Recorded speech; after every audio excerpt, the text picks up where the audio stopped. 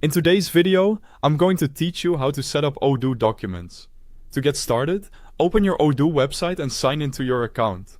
Once you're logged in, go to the apps page where you can see the applications available in your Odoo environment. From here, scroll down until you find the productivity section. This is where Odoo groups tools designed to help with organization and day-to-day workflow.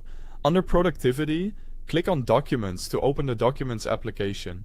Once you're inside, go to Configuration and then click Settings.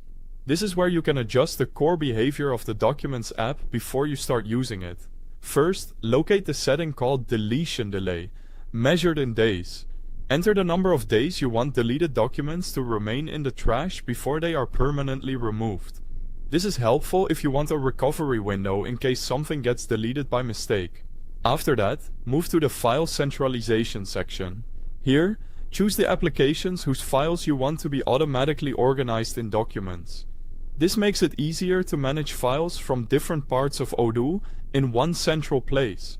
Once those settings are configured, return to the main Documents application. In the left-hand menu, click Company. This area is a good place to create shared folders for business files that need to be accessible and organized. Now click New and select Folder. In the name field, type the name of your folder. For example, you can enter Company Documents. Then click Save to create it. Odoo allows you to create folders from areas like Company or My Drive, depending on how you want your files organized. Next, open the folder you just created.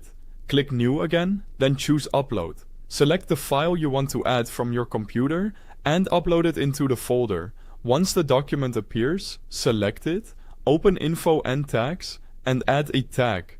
Tags are useful because they help categorize documents and make filtering much easier later, especially as your file library grows.